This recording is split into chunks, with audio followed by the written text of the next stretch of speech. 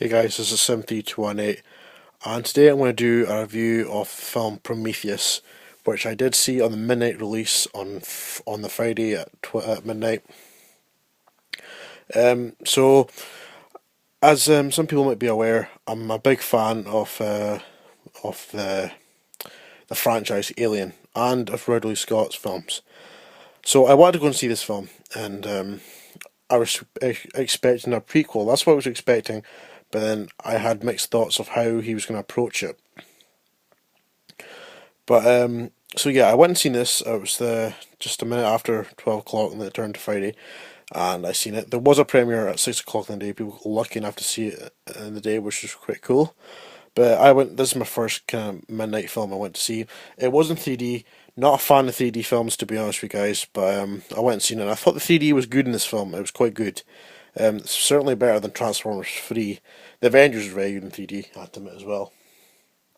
But the main gist of the Prometheus is scientists are trying to find the origins of like human life, like how are we made, where we come from. Now a lot of people say God and all that sort of things, um, you eventually see them finding these kind of like symbols on each of these different kind of like statues or artwork, and they find out it means something. Just before I go on further on, guys, this might contain spoilers, so if you haven't seen the film, I'll try not to spoil it that much, but so yeah, just to warn you. But you get one of the scientists, or kind of the main kind of character, or Ripley kind of character tries to Ridley Scott kind of shows in this film. Is the main character is called Elizabeth Shaw. That's her name in the film, also known as Naomi Rapace, I think it is. She was in the films The Girl with the Dragon Tattoo, the Norwegian ones, and she's a very good actress, and I really did like her in this film. And I have to say, the acting in this film, guys, was some of the best acting I've seen in a while. Great acting. And another guy who was great in this film was Michael Fassbender. He was the android, or also called David, in the film. He played amazing in this film for what he had to do. He sounded and looked like an android, just like the ones in the first Alien film. You also get other characters. Charlize Theron, I think she's basically in charge of the company that's taken this ship out to find where this invitation to this planet leads, and that's where they went on this planet. I think the planet is called LV-22-3. I think it was. I'm trying to remember. It was definitely LV-22-3, which is seen in the film. So they go and explore this planet, and they find like a ruins. They think it's ruins, and it's actually the alien ship, but underneath like the planet, kind of under the surface. But then they look like eggs, but they're not. They look like kind of like not the original alien kind of eggs, but they do look kind of modern. And they find this big skull, a big head, like a human head, and like, oh, we're wondering what is this about. And they go on, and the weather was getting bad, and they had to go back. But two people think they were trying to get back earlier in the film. They're like, nah, I can't do this. But they get lost, so they don't make it back to the ship. Then that's when things start to happen, and we learn from there. But as it says, Michael Fassbender, the guy who plays the android David, he takes stuff and like samples, and he takes an actual egg back, and he studies it, and he does stuff. So you think, oh, is he going to betray them? So that's one of the main points, and eventually he did do something wrong. He actually got blood of some sort, and he mixed it in with his drink with one of the crew, and then he starts to go like like not right at all. His body transforms, like kind of like he goes like blood vein. His veins and his skin go up and all that, and he acts weird. And they basically kill him. And basically this character, I think it was Guy Pearce. That's the guy. He in the film he was going out with the Elizabeth Shaw, in the film, and obviously she's upset. And something happens to her. I'm not going to tell you what happens to her. She's got something involved, but I don't want to wreck the review too much for people who haven't seen it, so I won't tell you what happens like her to her during the middle of the film. Um, so yeah, then things start to go wrong, and you do get something like a face hugger, but it's kind of different. It's not like what the face hugger looks like there. Definitely not, but yeah.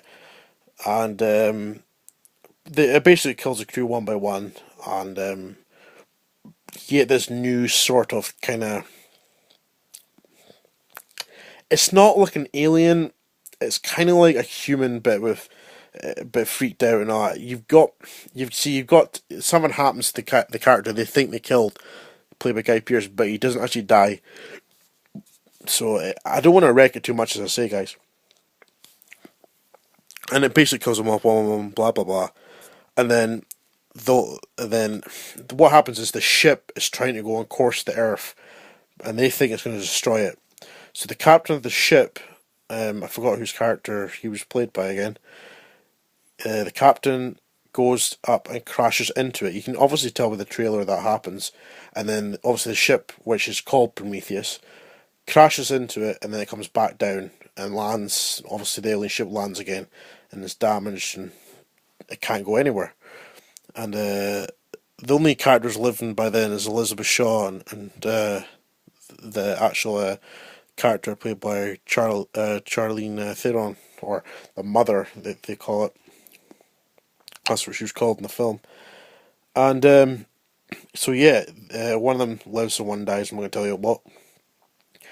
And I don't know.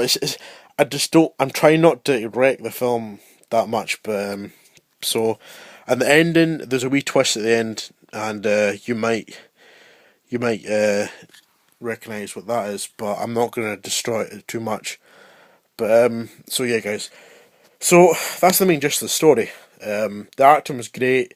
The sound and picture were stunning, especially the start of the prologue. It was beautiful watching them scenes. Very great scenes.